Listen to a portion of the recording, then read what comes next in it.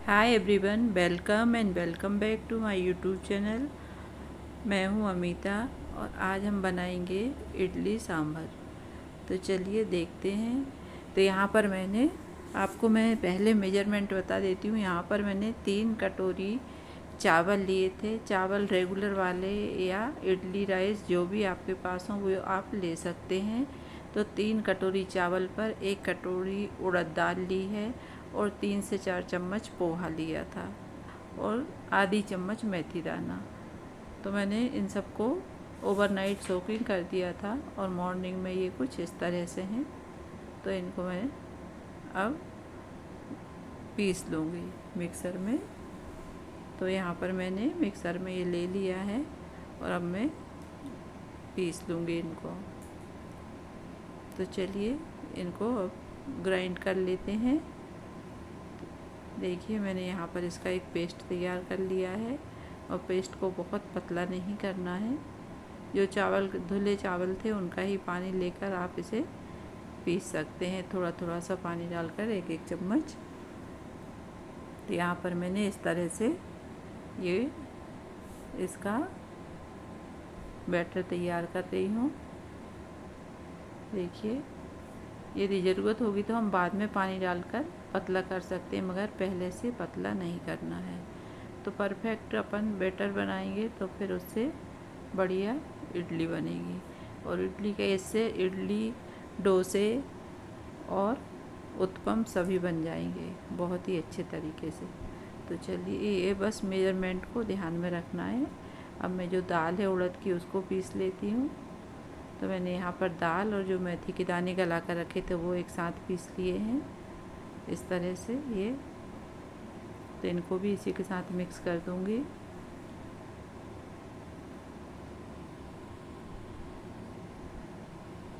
और इनको एक बार अच्छी तरह से 2-3 मिनट के लिए चला दूँगी इस तरह से। तो ये सब मिक्स हो जाएगा और इसे मैं रख दूँगी ढककर 6-7 घंटे के लिए। तो ये अच्छी तरह से फर्मेंट हो जाएगा। तो यहाँ पर ये एक घोल बनाकर मैंने ढककर रख दिया है।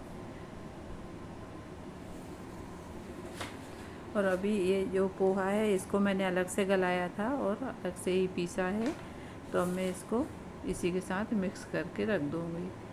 तो ये 4 चम्मच पोहा है और इसको भी मैंने सूखा सा ही गाढ़ा घोल बनाया है। और अब ये सबको तीनों चीज़ों को मिक्स कर दूँगी। पोहा डालने से इडली डोसे सॉफ्ट बनते हैं बस। तो यहाँ पर ये बैटर तैयार होकर रख दिया है। अब मैं सांभर की तैयारी कर लेती हूँ।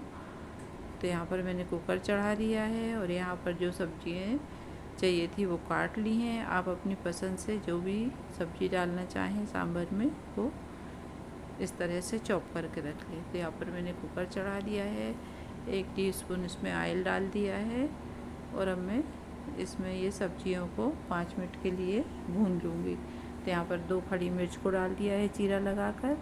और जब मिर्च सिक जाएंगी तो ये प्याज काट कर रखी थी एक बड़ी, वो डाल दी है। थोड़ा सा इसको चला के 4-5 सेकंड के लिए और अब मैं जो सब्जियां हैं वो डाल दूँगी। तो यहाँ पर मैंने बैगन, पम्पकिन और गाजर लिया है। आप अपनी पसंद से सब्जी इसमें सांभर में डाल सकते हैं। इनको मैं 5-6 मिनट के लिए इसी तरह से भून लूँगी। और अब मैं इसके बाद जो दाल धोकर रखी थी तुअर की दाल वो भी डाल दूँगी। तो यहाँ पर मैंने तुअर की दाल भी डाल दी है और इनको एक बार सबको अच्छी तरह से मिक्स कर दूँगी। अब यहाँ पर मैंने 1/4 टीस्पून हल्दी डाल दी है, नमक स्वाद अनुसार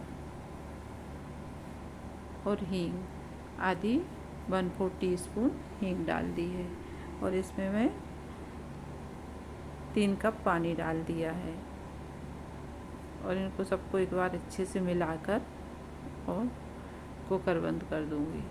तो यहाँ पर मैं इनको सबको जो दाल ऊपर लग कर रह गई है सबको अच्छे से मिक्स करके और इसको बंद कर दूँगी और इसकी मैं 4 विसिल ले लूँगी।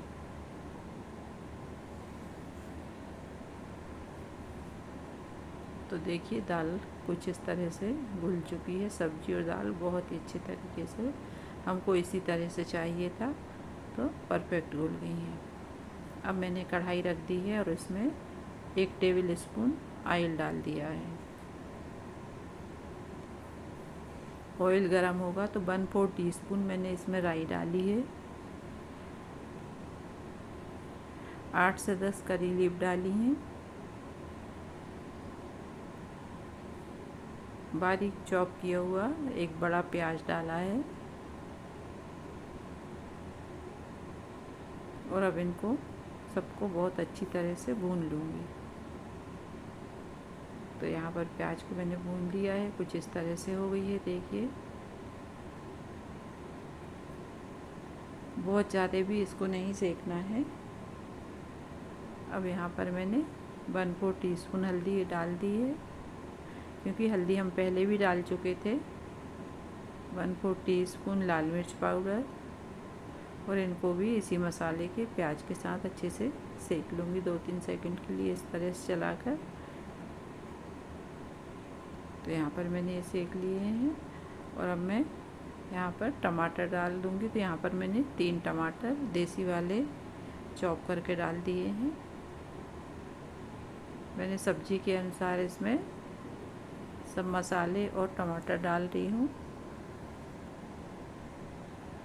अब मैं इनमें थोड़ा सा नमक डालकर और ढक कर रख दूँगी। तो मैंने यहाँ पर 1/4 टीस्पून नमक डाला है और अब इनको ढक कर रख दूँगी, क्योंकि पहले सांभर में भी नमक डाल चुके थे, तो ये यहाँ पर मैंने कम डाला है।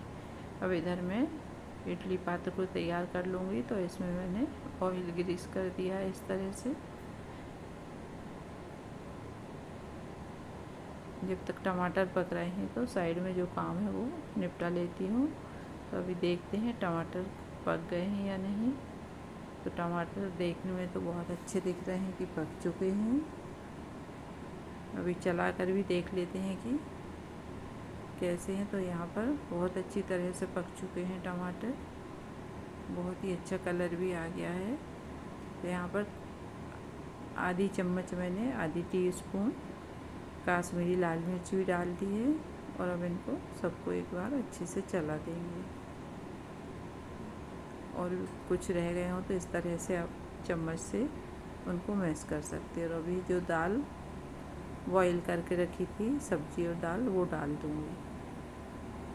तो यहाँ पर मैंने दाल और सब्जी डाल दी है और इसको सबको एक बार फिर से मिक्स कर दूँगी इस तरह से। तो ये यहाँ पर सांभर बनकर रेडी है। अब इडली बैटर देख लेते हैं। तो इसको एक बार फिर अच्छे से 4-5 मिनट के लिए चलाकर और हल्का कर लेंगे, सॉफ्ट हो जाएगा ये। इधर सांभर भी उबलने लग गया है। देखिए बहुत ही अच्छी खुशबू आ रही है किचन में।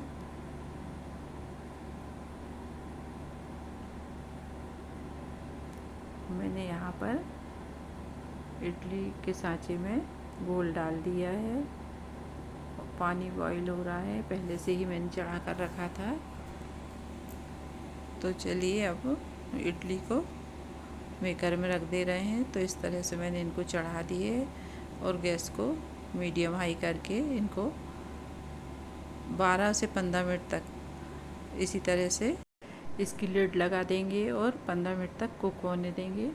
तो 15 मिनट हो चुके हैं। चलिए चेक कर लेते हैं कि इडली बन गई है या नहीं, अच्छी तरह से कुक हुई है कि नहीं। तो इडली कुक हो चुकी हैं और मैंने दोबारा भी लगा दी। चलिए अब डोसा बनाकर देख लेते हैं। तो यहाँ पर मैंने पैन रख के रखा था और अभी डोसा बैटर को इस तरह से फैला दिया है। तो आप एक बैटर बनाकर उससे 4 से 5 चीज़ें आराम से बना सकती हैं, बहुत ही परफेक्टली बन जाती हैं।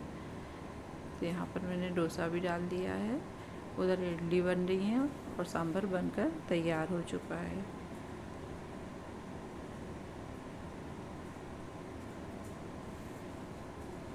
तो 12 से 15 मिनट हो चुके हैं इसको भी, और डोसे को भी पलटना है। तो डोसे को मैं पलट देती हूँ।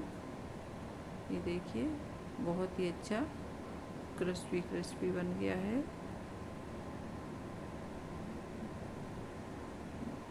तो इडली भी बन चुकी हैं और डोसा भी बन चुका है। बस चेक कर लेते हैं। तो ये अच्छे से सीख गया है। इसको प्लेट में निकाल कर दूसरा डाल देते हैं। इस तरह से ही मैं सारे इडली और डोसे बनाकर तैयार कर लूँगी। तो यहाँ पर मैंने फिर दूसरा डोसा भी डाल दिया है और ये भी पक चुका है। तो इसको भी पलट देती हूँ। इसको भी पलट दिया है मैंने। तो ये भी बस बनकर तैयार होने वाला है। तो ये भी को अच्छी तरह से पक चुका है। देखिए बहुत ही अच्छी तरह से एकदम क्रिस्पी क्रिस्पी। तो चलिए अब प्लेटिंग कर लेते हैं। देखिए मैंने प्लेट भी लगा ली है। यहाँ पर इडली सांभर, इडली डोसा और सांभर और ये चटनी है पीनट और रोस्टेड दाल की। बहुत ही स्वादिष्ट चटनी बनती है पीनट और रोस्टेड दाल से। तो आप भी एक बार ज़रूर से बनाएं। डिफरेंट चटनियाँ ट्राई करते रहना चाहिए। कोकोनट की चटनी तो हम इडली सांभर में हमेशा ही बनाते हैं।